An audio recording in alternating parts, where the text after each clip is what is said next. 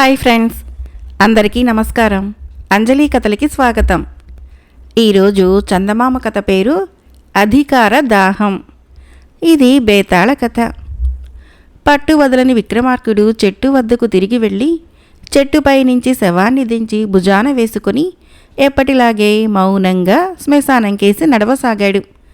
అప్పుడు శవంలోని బేతాళుడు, రాజా, నువ్వెవరి కోసము ఇంత అర్ధరాత్రి వేళ ఇన్ని శ్రమలకు గురవుతున్నావో నాకు తెలియటం లేదు. ఈ లోకము చాలా చిత్రమైంది. కీర్తిదాహంతో, అధికార వ్యామోహంతో స్వజనాన్ని పణం పెట్టినవాడు కూడా ఒక్కొక్కసారి కొందరు స్వార్థపరుల చేత మహాత్యాగి, సధర్ముడు అని శ్లాఘించబడతాడు. ఒకవేళ నువ్వు సారహీనమైన అలాంటి కీర్తికాంక్ష గలవాడివైతే హెచ్చరికగా ఉండేందుకు లోకనాథుడు అనేవాడి కథ చెబుతాను. శ్రమ తెలియకుండా విను అంటూ ఇలా చెప్పసాగాడు. ఒకానొకప్పుడు కోసల రాజ్యమందలి సిరిపుర మండలంలో చంద్రగిరి అనే గ్రామంలో లోకనాథుడు అనేవాడు గ్రామాధికారి దగ్గర నౌకరుగా ఉండేవాడు. ఒకనాడు వాడు గ్రామాధికారితో, అయ్యా, సంసార సాగరాన్ని నేనొక్కడిని ఈద లేకుండా ఉన్నాను. దయతలిచి నా పెద్ద కొడుక్కి ఏదైనా పని ఇప్పించండి అన్నాడు. గ్రామాధికారి నవ్వి, నీకు తెలియని ఉద్యోగము ఈ చిన్న గ్రామంలో ఏమున్నది? అంత కావాలనుకుంటే ఒక పని చెయ్యి. నీ ఉద్యోగం మానెయ్యి, దాన్ని నీ కొడుకు ఇస్తాను అన్నాడు. ఈ విషయం తెలిసి లోకనాథుడి భార్య భర్తతో గొడవ పడింది. తన భర్తకు ఉద్యోగం పోతే గ్రామంలో ఆయనంటే ఎవరూ లెక్క చేయరని, కోడలు తనని చులకన చేస్తుందని ఆవిడ భయం. కానీ లోకనాథుడు భార్య మాటను పెడచెవిన పెట్టి తన ఉద్యోగాన్ని పెద్ద కొడుకు ఇప్పించాడు. ఉద్యోగం పోయాక లోకనాథుడు అదనంగా కొంత పొలం కౌలుకు తీసుకొని చిన్న కొడుకుతో కలిసి సాగు చేయసాగాడు. ఆ సమయంలో అనుకోకుండా ఆ గ్రామానికి ఏదో పనిపడి సంపన్నుడైన లోకనాథం దూరపు బంధువు వచ్చాడు. మాటల సందర్భంలో లోకనాథుడు ఆయనతో, ఎన్ని ఉంటేనేం, ఎంతో ముఖ్యమైన గ్రంథాలయం మాత్రము మా గ్రామంలో లేదు. విద్య లేనివాడు వింత పశువు కదా, నువ్వు పూనుకుంటే గ్రంథాలయం ఎంత పని అన్నాడు. లోకనాథుడి బంధువు తలాడిస్తూ, సరే లోకనాథ, గ్రంథాలయ భవనం కట్టించి మంచి పుస్తకాలు కూడా తెప్పించి ఇస్తాను. దాన్ని నడిపేటందుకు ఎవరైనా ఉచితంగా పనిచేస్తారేమో చూడు. వాడికి జీతభత్యాలు కూడా నన్నే ఇచ్చుకోమంటే మాత్రము పొసగదు అన్నాడు. లోకనాథుడు గ్రామంలోని నలుగురు పెద్దల్ని కలిసి గ్రంథాలయంలో ఉచితంగా పనిచేసేవాడెవడైనా దొరుకుతాడా అని అడిగాడు. చేతిలో వెన్న పెట్టుకుని, నెయ్యి కోసం దేవురించడం దేనికి? నీ చిన్న కొడుకు చదువుకున్నవాడే కదా, వాడినే ఆ పని చేయమను అని వాళ్ళు ఉచిత సలహా ఇచ్చారు. కొత్తగా కట్టిన గ్రంథాలయం బాధ్యత వలన లోకనాథుడి చిన్న కొడుకు తండ్రికి పొలం పనుల్లో సాయం చేయలేకపోయాడు. ఇంటి బాధ్యత అంతా లోకనాథుడి ఒక్కడి మీదనే పడింది. దానితో రుణభారము పెరగసాగింది. ఒకనాడు సిరిపుర మండలాధ్యక్షుడు చంద్రగిరి గ్రామాధికారిని పిలిపించి, మీ గ్రామ భూముల్లో అబ్రకం ఉందని తెలియవచ్చింది. మీ గ్రామస్తుల్ని ఎక్కడికైనా తరలించి అక్కడ తవ్వకాలు ప్రారంభించు అన్నాడు. క్షమించండి, మా గ్రామస్తులకు అన్యాయం చేయలేను. మీరు చెప్పిన పని చేయటం నా వల్ల కాదు అన్నాడు గ్రామాధికారి. ఈ వార్త తెలిసి మర్నాడే లోకనాథుడు సిరిపురం మండలాధ్యక్షుడిని కలిసి, అయ్యా, ఆ పని నాకు అప్పగించండి, చేయిస్తాను అన్నాడు వినయంగా. మండలాధ్యక్షుడు అప్పటికప్పుడే లోకనాథుడికి సంబంధించిన అధికారాలని ఆదేశిస్తూ ఉత్తర్వులు జారీ చేశాడు. లోకనాథుడు గ్రామస్తుల్ని ఇల్లు ఖాళీ చేయమన్నాడు. ఇందుకు వాళ్ళు ఒప్పుకోక ఎదురు తిరిగారు. అయితే లోకనాథుడు ఏమాత్రమూ సంకోచించకుండా పెద్ద సంఖ్యలో రాజభటుల్ని పిలిపించి తన గ్రామస్తులందరినీ వేరే ప్రాంతానికి తరలించాడు. అలా ఇల్లు ఖాళీ చేసి పోయిన వారికి తనకు తోచిన విధంగా నష్టపరిహారం ఇప్పించాడు. అయితే గ్రామస్తులంతా అతన్ని నానా దుర్భాషలాడారు. ఇది జరిగాక సిరిపురం మండలాధ్యక్షుడు లోకనాథుణ్ణి బహిరంగ సభలో ఎంతగానో శ్లాఘించి పునరావాస కారణంగా కొత్తగా ఏర్పడిన గ్రామానికి అతన్ని అధికారిగా నియమించారు. కొంతకాలం జరిగింది. కోసలరాజు సిరిపురం మండలం గుండా ప్రవహించే ఒక నది మీద ఆనకట్ట కట్టదలిచాడు. దానివల్ల ఆ మండలంలోని ఎన్నో గ్రామాలు నీట మునిగిపోతాయి. ఆ విషయం చర్చించడానికి కోసలరాజు సిరిపురం మండలాధ్యక్షుణ్ణి పిలిపించాడు. మహారాజా, క్షమించాలి, ఈ ప్రయత్నానికి ప్రజల మద్దతు ఉండదు. బలప్రయోగం ద్వారా ఈ పని పూర్తి చేయాలనుకుంటే అన్నాడు మండలాధ్యక్షుడు వినయంగా. కోసలరాజు తన పథకాన్ని ఏ విధంగానైనా అమలు చేయాలనే కృతనిశ్చయంతో ఉన్నాడని విని లోకనాథుడు వెళ్ళి ఆయన దర్శనం చేసుకొని, మహారాజా, తమరి ఆజ్ఞ అయితే ఈ ఆనకట్ట నిర్మాణాన్ని నేను పూర్తి చేయించగలను అన్నాడు. రాజు సంతోషించి ప్రజల్లో కల్లోలం బయలుదేరుతుందని చెప్పిన మండలాధ్యక్షుని తొలగించి ఆ స్థానంలో లోకనాథుణ్ణి నియమించాడు. పదవీ బాధ్యతలు స్వీకరించగానే లోకనాథుడు నీటి ముంపుకు గురి అయ్యే గ్రామాల ప్రజల్ని బలవంతంగా ఇళ్ల నుంచి ఖాళీ చేయించబోయాడు. మండల ప్రజల్లో తీవ్రమైన అసంతృప్తి కలిగి వాళ్ళు తిరుగుబాటుకు పూనుకున్నారు. కానీ లోకనాథుడు వందల సంఖ్యల్లో రాజభటుల్ని రప్పించి ఆ తిరుగుబాటును అణిచివేశాడు. సిరిపురం మండలవాసులు లోకనాథుణ్ణి స్వార్థపరుడు అని, పదవి కోసం ఎంతకైనా తెగిస్తాడని నిందించారు. కొన్ని నెలల తర్వాత ఆనకట్ట నిర్మాణం పూర్తయింది. ప్రారంభోత్సవం నాడు కోసలరాజు లోకనాథుణ్ణి త్యాగి అని, ప్రజాసేవకుడు అని, సధర్ముడు అని కొనియాడాడు. బేతాళుడు ఈ కథను చెప్పి, రాజా, లోకనాథుడి ప్రవర్తన గురించి నీ అంచనా ఏమిటి? అతను ఒక్క పెద్ద కొడుకు విషయంలో మాత్రము తన ఉద్యోగాన్ని త్యాగం చేసి వాడికిప్పించాడు. తర్వాత అతడు చేసినవన్నీ కీర్తికాంక్ష, అధికార దాహం కొద్దీ చేసినవే కదా. అధికార పదవిలో ఒక్కొక్క మెట్టే పైకెక్కేటందుకు అతడు తన గ్రామ ప్రజల్ని, మండలవాసుల్ని, అందర్నీ నానా ఇబ్బందుల పాలు చేశాడు. వాళ్ళ అసంతృప్తిని బలప్రయోగం ద్వారా అణచివేశాడు. అలాంటి వాణ్ణి రాజు అంతగా పొగడటము అర్ధరహితం కాదా? అది ఆయన స్వార్థబుద్ధిని, ప్రజల పట్ల అతడికి గల నిరాదరణని తెలియచేయటం లేదా? ఈ సందేహాలకి సమాధానం తెలిసి కూడా చెప్పలేకపోయావో నీ తల పగిలిపోతుంది అన్నాడు.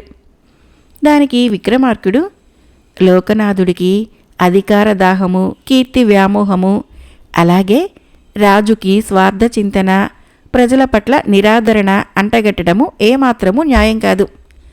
అభ్రకం అనేది చాలా అరుదైన ఖనిజం. దానివల్ల దేశ ఆర్థిక వ్యవస్థ ఎంతగానో బలపడుతుంది. నదుల జలాలు వృధాగా పోయి సముద్రంలో కలవకుండా వాటికి ఆనకట్టలు కట్టడం ద్వారా దేశంలో మరింతగా వ్యవసాయాభివృద్ధి కలిగించవచ్చు. దాని ద్వారా దేశ సంపద మరింతగా పెరుగుతుంది. ఈ పథకాల వలన మొదట్లో ప్రజలు కొంత ఇబ్బందులకు కలిగినా ఆ తర్వాత దేశము సుసంపన్నమైతుంది. కోసలరాజు ఇదంతా ఆలోచించే అందుకు తగిన పథకాలు తయారు చేశాడు. అయితే వాటి అమలు విషయం వచ్చినప్పుడు ముందు గ్రామాధికారి, తర్వాత మండలాధ్యక్షుడు ప్రజల కోపానికి భయపడి తమ బాధ్యతల నుంచి వైదొలిగారు. లోకనాథుడు మాత్రము ఈ పథకాల వల్ల ఆదిలో ప్రజలు అసంతృప్తులైనా తర్వాత వాటి ప్రయోజనాన్ని గుర్తించగలరనే విశ్వాసంతో వాటి అమలుకు పూనుకున్నాడు. కొందరు వ్యక్తులు అధికారం కోసము గొప్ప పనులు చేయరు. కానీ గొప్ప పనులు చేసేవారికి అధికారము, కీర్తి రెండూ వెన్నంటి నీడలా వస్తాయి. లోకనాథుడి విషయంలో జరిగింది ఇదే అన్నాడు. రాజుకు ఈ విధంగా మౌనభంగం కలగగానే బేతాళుడు శవంతో సహా మాయమై తిరిగి చెట్టెక్కాడు. ఈ కథకు ఆధారము డాక్టర్ తాటిచెర్ల గురురామప్రసాద్ గారి రచన. మరొక కథ పేరు తెలివిగలవాడు. ఈ కథను రచించిన వారు వసుంధర గారు. భూషయ్య అనే భూస్వామికి ఆస్తి వ్యవహారాలు చూసేటందుకు మనిషి కావలసి వచ్చిందని తెలిసి వీరప్ప అనే యువకుడు వెళ్ళాడు. భూషయ్య వాణ్ణి వచ్చిన పనేమిటో అడిగి తెలుసుకొని, సరే, నువ్వు నాకంటే తెలివైన వాడివని రుజువైతే నిన్ను పనిలోకి తీసుకుంటాను. అందుకు నువ్వు 3 పనులు చేయాలి. శివాలయం వీధిలో ఉండే రామన్న నా దగ్గర 200 వరహాలు అప్పు తీసుకొని 2 ఏళ్లుగా బాకీ తీర్చడం లేదు. వడ్డీ లేకుండా అప్పిచ్చారన్న కృతజ్ఞత కూడా లేని వాడి దగ్గర నుంచి బాకీ వసూలు చేయటం నా వల్ల కాకుండా ఉంది. నువ్వు ఆ బాకీ వసూలు చేస్తే తర్వాత మిగిలిన 2 పనులు ఏమిటో చెబుతాను అన్నాడు. వెంటనే వీరప్ప, మీరు కాసేపు ఆగి రామన్న ఇంటికి రండి, మీ బాకీ తీరిపోతుంది అని భూషయ్యకు చెప్పి రామన్న ఇంటికి వెళ్ళి, రామన్న, ఉన్న పళంగా 200 వరహాలు అవసరపడ్డాయి. నెలకు 100కి 10 వరహాలు వడ్డీగా ఇచ్చుకోగలనని పత్రం రాసిస్తాను. నువ్వు నాకు అప్పిచ్చి ఆదుకోవాలి అన్నాడు. ఎక్కువ వడ్డీ వస్తుందని ఆశపడి రామన్న వెంటనే లోపలి గదిలోకి వెళ్ళి 200 వరహాలు ఎంచి తెచ్చి వీరప్పకు ఇచ్చి, నువ్వు డబ్బు లెక్క పెట్టుకుంటూ ఉండు, నేను పత్రం తయారు చేస్తాను అన్నాడు. వీరప్ప డబ్బు లెక్క పెడుతూ ఉండగా అక్కడికి భూషయ్య వచ్చాడు. రామన్న భూషయ్యను చూసి తడబడ్డాడు. వీరప్ప మాత్రము భూషయ్య వంక చూసి, అయ్యో, అవసరంలో పడి అసలు సంగతి మర్చిపోయాను. భూషయ్య గారు నన్నిక్కడికి బాకీ వసూలుకు పంపారు అంటూ తన వద్ద ఉన్న డబ్బుని భూషయ్యకిచ్చి, బాబు, సరిగ్గా లెక్క పెట్టుకోండి, 200 వరహాలు అన్నాడు. భూషయ్య ఆశ్చర్యపోయాడు. రామన్న కంగారుగా, వీరప్ప, ఆ డబ్బు భూషయ్య గారికి బాకీ తీర్చాలని అట్టే పెట్టాను. నువ్వు అవసరంలో ఉన్నావు కదా అని జాలిపడి అదే నీకు అప్పుగా ఇవ్వాలనుకున్నాను. ఇప్పుడు నీకు ఇవ్వటానికి నా దగ్గర ఒక్క వరహా కూడా లేదు అన్నాడు. దానికేముందులేండి, హెచ్చు వడ్డీకి ఇంకెవరైనా అప్పు ఇవ్వకపోరు, మరొక చోట ప్రయత్నిస్తాను అంటూ వీరప్ప అక్కడి నుంచి వెళ్ళిపోయాడు. తర్వాత భూషయ్య వీరప్పని మెచ్చుకుని, ఈ ఊళ్ళో నాకు 2 ఇళ్ళున్నాయి. ఒక దాంట్లో నేనుంటున్నాను, రెండో దాంట్లో సూరయ్య అద్దుకుంటున్నాడు. వాడు నెల నెల అద్దె కడతాడు గాని ఇల్లు ఖాళీ చేయమంటే చేయడు. 3 వారాల్లో నా అల్లుడు కూతురు వచ్చి ఈ ఊళ్ళో ఉండబోతున్నారు. వాళ్ళొచ్చేసరికి ఆ ఇల్లు సూరయ్య చేత ఖాళీ చేయించాలి అన్నాడు. వీరప్ప వెళ్ళి సూరయ్యను కలుసుకుని మాట్లాడాడు. వాడు నిజాయితీపరుడే కానీ మొండివాడని వీరప్పకు అర్థమైంది. ఇల్లు ఖాళీ చేయమని భూషయ్య వాడితో అమర్యాదగా మాట్లాడాడట. అందుకని సూరయ్య ఇప్పట్లో ఇల్లు ఖాళీ చేయనని భీష్మించుకొని కూర్చున్నాడు. ముందుగా పత్రం రాసుకోవటం వలన మరొక 2 సంవత్సరాల దాకా సూరయ్య ఇల్లు ఖాళీ చేయనవసరం లేదు. వీరప్ప సూరయ్యతో 3 రోజుల పాటు స్నేహంగా తిరిగాడు. రోజు వాడి కుటుంబానికి తినటానికి మిఠాయిలిస్తూ ఉండేవాడు. సూరయ్య పిల్లలు వీరప్పని మామ అని పిలవసాగారు. ఈలోగా వీరప్ప ఊళ్ళోని షావుకార్ని కలుసుకొని, సూరయ్య ఇల్లు మారతాడట, నీ ఇల్లు అద్దెకిస్తావా అని అడిగాడు. షావుకారిల్లు చాలా కాలంగా ఖాళీగా ఉంటున్నది, ఎవరైనా అద్దెకు వస్తే బాగుండునని ఆయన ఎదురు చూస్తున్నాడు. వీరప్ప మాటలు విని షావుకారు ఎగిరి గంతేసినంత పని చేశాడు. సూరయ్య అదొక రకం మనిషి, లేడికి లేచిందే పరుగు అన్నట్లు తోచిన వెంటనే పనైపోవాలి. నీ ఇంటి తాళాలు నాకివ్వు అని వీరప్ప షావుకారుని అడిగి తాళాలు తీసుకున్నాడు. కొంతసేపటికి వీరప్ప సూరయ్య ఇంటికి వెళ్ళి, నేనంతా గమనిస్తున్నాను, ఈ ఇల్లు మీకు అచ్చి రాలేదు. ఇంకా ఇక్కడే ఉంటే మీ కుటుంబాన్నే ఏ భూతమో ఆవహించి బాధిస్తుంది. నా మాట విని షావుకారిల్లు ఖాళీగా ఉంది, అక్కడికి మారిపోండి అని చెప్పాడు. రోజూ మంచిగా మాట్లాడే వీరప్ప ఇలా అనగానే సూరయ్య భార్యాబిడ్డలు భయపడ్డారు.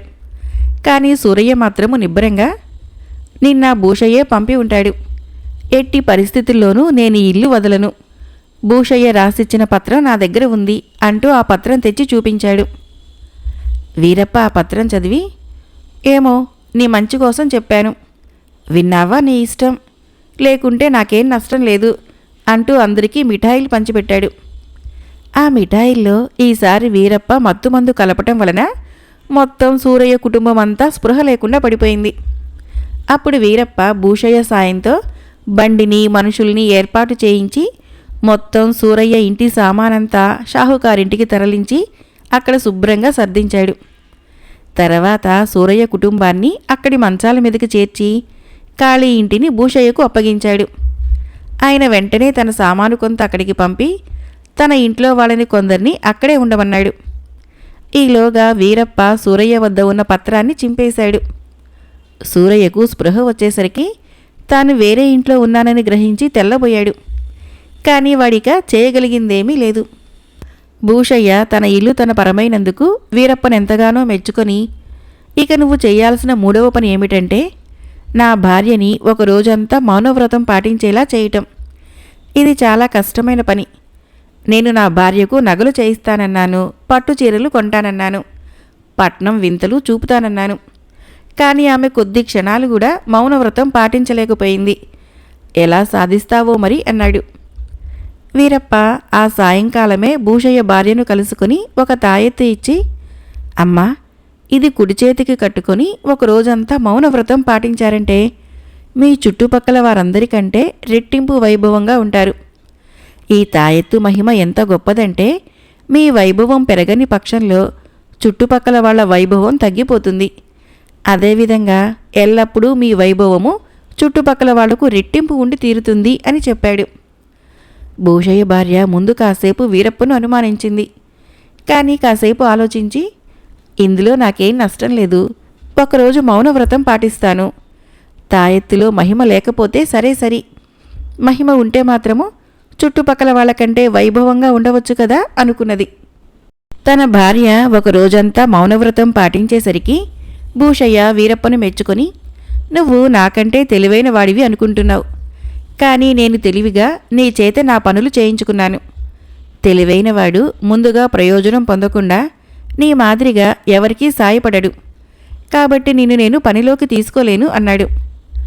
వీరప్ప తొణకకుండా, అయ్యా, తమరు చెప్పింది న్యాయమే, కానీ చెప్పిన కారణము సబబుగా లేదు.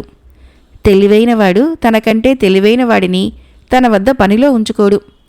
నేను మీకంటే తెలివైన వాడినని గ్రహించి మీరు నన్ను పనికి తీసుకోవటం లేదు.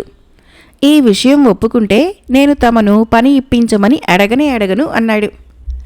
భూషయ్య వాడు చెప్పిన దానికి అంగీకరించి, నువ్వు నాకంటే తెలివైన వాడివి, నీ తెలివితేటలతో నువ్వు స్వతంత్రంగా బతకగలవు. నేను నా పరీక్షలో ఓడినవాడికే తప్ప నెగ్గినవాడికి పనివ్వకూడదు అని ముందే నిర్ణయించుకున్నాను అన్నాడు. అంతలో లోపల నుంచి ఆయన చిన్న కూతురు అమల వచ్చి, నాన్న, నీకంటే తెలివైన వాడికి నన్నిచ్చి పెళ్లి చేస్తానన్నావు. అందుకే ఈ వీరప్ప నన్ను పెళ్లి చేసుకుంటానంటే నీ చేత నీకంటే తెలివైన వాడివి అనిపించుకోవాలన్నాను. వీరప్ప అది సాధించాడు, కాబట్టి నువ్వు మా పెళ్లి జరిపించాలి అన్నది. భూషయ్య వీరప్పతో, నువ్వు నాకంటే తెలివైన వాడివని అనటంలో సందేహం లేదు. ఇంత తెలివైన నిన్ను పెళ్లి చేసుకుంటానని నా కూతురంటే ఎలా కాదంటాను అన్నాడు. వీరప్ప అమలను పెళ్లి చేసుకుని కలకాలము సుఖంగా జీవించాడు. మరొక కథ పేరు శివధనస్సు. ఇది పురాణ కథ. ఈ కథను రచించిన వారు జె. మార్కండేయులు గారు.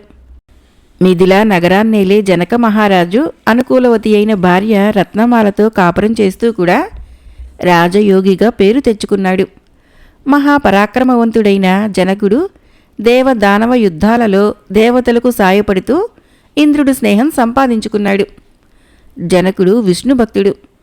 విష్ణువు ఆయన భక్తికి సంతోషించి ఎల్లవేళలా కాపాడతానని మాట కూడా ఇచ్చాడు. ఒకసారి జనకుడు విజయయాత్ర ముగించుకొని తిరిగి వస్తూ కైలాస ప్రాంతంలోని రుద్రవనంలో విడిది చేశాడు. ఆ వన సౌందర్యానికి ముచ్చటపడుతూ చీకటి పడిన విషయం కూడా గమనించకుండా విహరిస్తూ ఉన్న జనకుడికి ఓ అద్భుత దృశ్యం కనపడింది. చంద్రకాంతమణిని శిరస్సు మీద ధరించిన ఒక మహాసర్పము ఆ వనంలోకి ప్రవేశించింది. తన చంద్రకాంతమణిని పొదలో కాసేపు దాచి వనవిహారం చేసింది. కాసేపటికి మళ్లీ తన మణిని ధరించి అక్కడి నుంచి వెళ్ళిపోయింది. అప్పుడు జనకుడిలో కుతూహలం రేగింది. ఆయన తన మిత్రుడైన ఇంద్రుణ్ణి ప్రత్యక్షం చేసుకున్నాడు. ఇద్దరూ కాసేపు పిచ్చాపాటి కబుర్లు చెప్పుకున్నాక జనకుడు తాను చూసింది చెప్పి సర్పం వివరాలు అడిగాడు. ఇంద్రుడు నవ్వి, ఆ చంద్రకాంతమణి శివుడిది, అది ఆయన ఆదిశేషునికి కానుకగా ఇచ్చాడు. భూభారం మోసే ఆదిశేషువు తన అంశంలో నుంచి ఒక దివ్య సర్పాన్ని సృష్టించి చంద్రకాంతమణికి రక్షణగా నియమించాడు. ఆ సర్పము రుద్రవనంలో ఆహారం వెతుక్కుంటుంది. ఆ సమయంలో తప్ప మణిని విడిచిపెట్టదు. ఎవరైనా ఆ మణిని కావాలనుకుంటే శివుడితో విరోధాన్ని కొని తెచ్చుకున్నట్లే అని చెప్పాడు. ఎవరి విషయమో వేరు, నన్ను శ్రీమన్నారాయణుడు ఎల్లవెల్లలా కాపాడతానని మాటిచ్చాడు.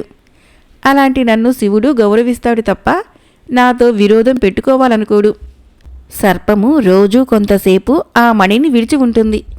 ఆ సమయంలో మణికి రక్షణ లేదు. నా వద్ద ఉంటే మణికి అన్ని వేళలా రక్షణ ఉంటుంది. రాజునైన నా వద్ద ఆ మణి ఉన్నందుకు శేషుడు శివుడు కూడా సంతోషిస్తారు అన్నాడు జనకుడు ఇంద్రుడి మాటల్ని ఖండిస్తూ. నేను చెప్పవలసింది చెప్పాను. సర్వజ్ఞుడివి, నీకు తెలియందేముంది? లేని విరోధం తెచ్చుకుంటావో ఆదిశేషుణ్ణి ప్రార్థిస్తావో అంతా నీ ఇష్టం. నీ వంటి రాజు అడిగితే ఆదిశేషుడు కాదంటాడా? ఆలోచించుకో అన్న హితవు చెప్పి మాయమయ్యాడు. ఆదిశేషుడు మణిని దివ్య సర్పానికిస్తే ఆ సర్పము మణిని నిర్లక్ష్యం చేస్తుందని జనకుడికి బాధ కలిగింది. ఈ విషయము ఆదిశేషువు గ్రహించాలంటే తను మణిని సంగ్రహించటమే మార్గమని ఆయన అనుకున్నాడు. మరునాడు జనకుడు మాటు వేసి సర్పము చంద్రకాంత మణిని పొదలో దాచి కనుమరుగుగానే తానా మణిని స్వంతం చేసుకుని శిబిరంలోకి వెళ్ళిపోయాడు. కాసేపటికి సర్పం తిరిగి వచ్చి మణి కనిపించక కోపంతో బుసలు కొడుతూ జనకుడి శిబిరాన్ని చేరుకుంది. ఆ సర్పాన్ని చూసి రాజభటులు కకావికలైపోయారు. అప్పుడు కలకలం విన్న జనకుడు ఖడ్గదారి అయి వచ్చి సర్పాన్ని ఎదుర్కొని ముక్కలు ముక్కలుగా నరికేశాడు. అప్పుడు ఆ సర్పము ఒక దివ్య పురుషుడుగా మారి, జనక మహారాజా, ఆదిశేషువు అంశను, నా వల్ల నిర్లక్ష్యము ఉండదు, మహావిష్ణువు భక్తుడవు, నీ వల్ల అపచారము జరగదు, అన్నింటికీ కారణాలుంటాయి, నేను కావాలనే నీకు మణితో కనిపించాను, అనుకున్నట్లుగానే నీ ఆలోచనలు పనిచేశాయి. రావణవధ చేయటానికి శ్రీరాముడు అవతరించబోతున్నాడు. లక్ష్మీదేవి సీతాదేవిగా పుట్టి శ్రీరాముని వివాహమాటంలోనే రావణవధ మర్మమున్నది. అందుకు ఇప్పటినుంచి సన్నాహాలు జరుగుతున్నాయి. మణిని నీ వద్ద విడిచి వెళుతున్నాను, కానీ ఇంతటితో నిన్ను వదిలిపెట్టను. నీపై పరమశివుడికి ఫిర్యాదు చేయటం నా బాధ్యత. పరిణామాలకు భయపడకు, కానీ సిద్ధంగా ఉండు అని మాయమైంది. నేను రాజధర్మం నిర్వహించాను, ఎవరికీ అపచారం చేయలేదు, కాబట్టి నాకు భయం లేదు అనుకున్నాడు జనకుడు. ఈలోగా సర్పము దివ్య పురుషుడి రూపంలో శివుడి వద్దకు వెళ్ళి జరిగిందంతా చెప్పింది. అప్పుడు బోళాశంకరుడికి పట్టరాని ఆగ్రహం వచ్చింది. ఆయన ప్రమద గణాలని వెంటబెట్టుకుని మహాకోపంతో అట్టహాసంగా ధనువును చేత ధరించి రుద్రవనానికి ప్రయాణమయ్యాడు. ఈ విషయము ఇంద్రుడికి తెలిసింది. జనకుడు అన్నంత పని చేశాడు. నారాయణుడు ఆయన్ను అన్నమాట ప్రకారము కాపాడుతూనే ఉంటాడు. శివుడితో యుద్ధం చేస్తే అది శివకేశవుల యుద్ధంగా మారుతుంది. అది ప్రళయానికి దారితీస్తుంది. ఈ యుద్ధాన్ని ఆపడమెలాగా అని ఇంద్రుడు ఆలోచించాడు. అయితే శివకేశవుల మధ్య దూరే ధైర్యం చేయలేక ఆయన నారదుడిని తలుచుకున్నాడు. నారదుడు ప్రత్యక్షమై, ఇప్పట్లో దేవదానవ యుద్ధాలున్నట్లు లేదు, నన్నెందుకు తలుచుకున్నావు అన్నాడు. అంతకంటే ప్రళయ భీకరమైన యుద్ధం ఒకటి ఇప్పుడు వచ్చి పడింది. దీన్ని ఆపకపోతే అనంత విశ్వానికే ముప్పు అంటూ ఇంద్రుడు జరిగిందంతా నారదుడికి చెప్పాడు. నారదుడు నవ్వి, ఒకరు బోళాశంకరుడు, ఇంకొకరు కపట నాటక సూత్రధారి, వీరి మధ్య యుద్ధాన్ని ఆపటము నారదుడికి చిటికలపై పని, అయినా అంతా ఆ నారాయణుడి లీల అనుకుంటూ అక్కడి నుంచి బయలుదేరి రుద్రవనం చేరుకున్నాడు. అప్పటికి జనకుడు శివుడు ఒకరికొకరు ఎదురుగా ఉన్నారు. శివుడు మణినిమ్మంటే జనకుడు నిరాకరించాడు. జనకుడు ఇచ్చే సంజాయిషీని శివుడు పట్టించుకోక, నాకు సంజాయిషీ వద్దు, మణి కావాలి, లేదా యుద్ధం చెయ్యి అంటూ ధనుష్టంకారం చేశాడు. అంతే, జనకుడు ఒక్కడుగు ముందుకు వేసి శివధనస్సును లాక్కున్నాడు. అప్పుడు శివుడు తెల్లబోయాడు. ఆయన కోపం పట్టలేక శూలాన్ని విసిరబోయాడు. ఈలోగా నారదుడు కుమారస్వామి చెవులో ఏదో చెప్పాడు. కుమారస్వామి తండ్రిని శూలం విసరకుండా ఆపి, తండ్రి, ఈ యుద్ధం జరగటము శ్రీమన్నారాయణుడికి ఇష్టం లేదు. ఆయన అదృశ్యంగా ఉండి జనకుడిని ఆవహించి విల్లును లాక్కున్నాడే తప్ప జనకుడేం చేయలేదు. శ్రీమన్నారాయణుడికి నీపై గౌరవం, అందుకే ప్రత్యక్ష యుద్ధానికి రాలేదు అన్నాడు. అప్పుడు శివుడు భవిష్యత్తులోనికి చూసి అసలు విషయాన్ని తెలుసుకుని శాంతించాడు. ఆయన జనకుడితో, జనక, నాకు విష్ణువుకు భేదం లేదు. నీవు విష్ణు భక్తుడివి కాబట్టి నా భక్తుడివి కూడా. నా విల్లు ఈ క్షణం నుంచి నీదైతుంది. అయితే నీకు దీన్ని విరిచే అధికారం లేదు. నీ ఇంట పవిత్ర స్థానంలో ఉంచి భక్తి శ్రద్ధలతో పూజించు. నీ ఇంట సీతగా వెలయనున్న శ్రీ మహాలక్ష్మిని వివాహం ఆడేటందుకు శ్రీ మహావిష్ణువు నరరూపాన్నెత్తుతాడు. వారి వివాహానికి ఈ ధనస్సు ప్రయోజనపడుతుంది. మణికి రక్షణ కల్పించాలన్న నీ సంకల్పము మంచిది, అలాగే చెయ్యి అని మాయమయ్యాడు.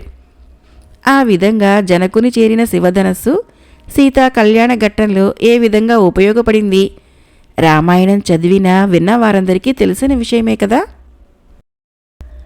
మరొక కథ పేరు దొరికే చోటు. ఈ కథను రచించిన వారు జెఎస్ మోహన్ రావు గారు. ఎంతో అందంగా ఉంటుందని ముచ్చటపడి రంభను పెళ్లి చేసుకున్నాడు వీరయ్య. తీరా చూస్తే ఆమె పరమగయ్యాళి. అయిందానికి కాని దానికి భర్తతో ఏదో గొడవ పెట్టుకుంటూ ఉండేదామె. కొన్నాళ్ళకి ఆ దంపతులకి సూరయ్య అనే కొడుకు పుట్టాడు. వాడు మహా పెంకివాడిగా తయారయ్యాడు. రంభ వీరయ్యను మాత్రమే వేధించేది. సూరయ్య వీధిలో వారందరితో గొడవలు తెచ్చేవాడు. దాంతో వీరయ్యకు మనశ్శాంతి కరువైంది. ఒక రోజున వీరయ్యను రంభ నానా మాటలు అని తిట్టింది. వాడికి మనసు పాడే ఎక్కడికైనా పోదామనుకుంటున్నంతలో చుట్టుపక్కల వాళ్ళు సూరయ్య మీద పితూరీలు తెచ్చి నానా మాటలు అన్నారు. ఇక వీరయ్యకు జీవితం అంటే విరక్తి పుట్టింది. వాడింట్లో చెప్పా చేయకుండా ఊరొదిలి అడవి దారి పట్టాడు. కొద్ది రోజుల అడవిలో తిరిగాక వాడికొక ఆశ్రమం కనపడింది. అది పూర్ణతేజుడు అనే సాధువుది. వీరయ్య పూర్ణతేజుడి కాళ్ళ మీద పడి తన కథంతా చెప్పుకొని ఆయన్ను సన్యాసం ఇప్పించమని కోరాడు. నాయనా, నీ భార్యాబిడ్డలు అల్లరివారైనా అన్నింటికీ నీ మీద ఆధారపడ్డవారు. నువ్వు లేకుంటే వారేమైపోతారు? వెనక్కి వెళ్ళి వారిని సక్రమమైన దారిలో పెట్టు, సుఖంగా జీవించు అన్నాడు పూర్ణతేజుడు. స్వామి, ఆ జీవితంతో విసిగిపోయాను. అక్కడ నాకు మనశ్శాంతి లేదు. తమరు నాకు సన్యాసం ఇప్పిస్తారా? సరే సరే, లేకుంటే ఆత్మహత్యే దిక్కు అన్నాడు వీరయ్య చివరి మాటగా. పూర్ణతేజుడప్పటికి ఇంకేమీ అనక వీరయ్యను ఆశ్రమంలో ఉండనిచ్చాడు. అలా కొద్ది రోజులు గడిచాయి. ఒకరోజు రాత్రి సాధువు చిన్న కాగడా తెచ్చి, నాయనా, నా జపమాల కనిపించకుండా ఉంది, వెతకటానికి నాకు సాయం చేస్తావా అన్నాడు. వీరయ్య సరేనన్నాడు. ఇద్దరూ కలిసి ఆశ్రమం చుట్టూ ఉన్న తోటంతా వెతికారు. పొదను గాలించారు.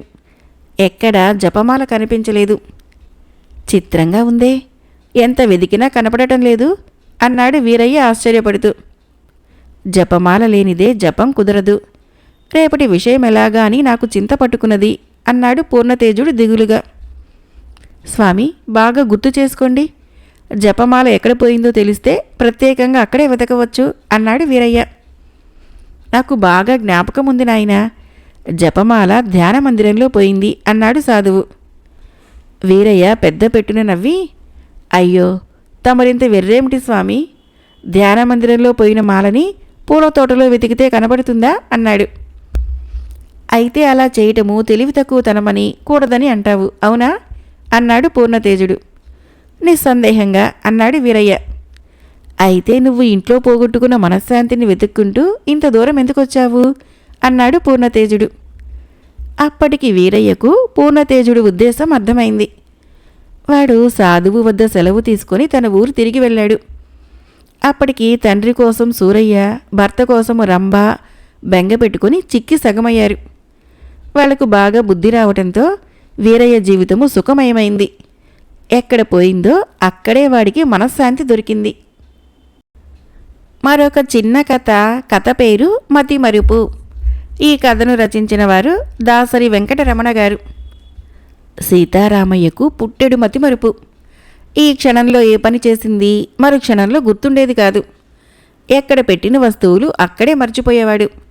ఇందువలన అతడి కుటుంబ సభ్యులు నానా ఇబ్బందులు పడేవాళ్ళు.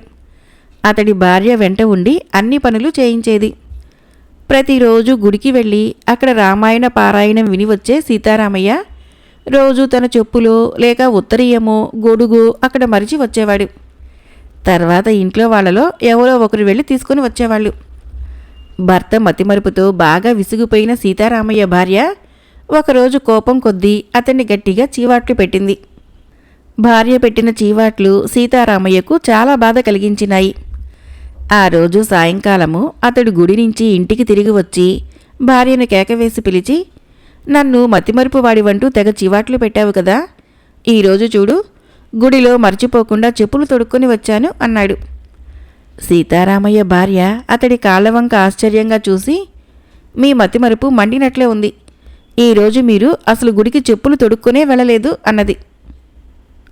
కథ అయిపోయింది. ఫ్రెండ్స్, ఈ కథలు నచ్చినట్లయితే మన ఛానల్ని తప్పకుండా సబ్స్క్రైబ్ చేయండి, లైక్ చేయండి, షేర్ చేయండి, కామెంట్ చేయండి. Thank you.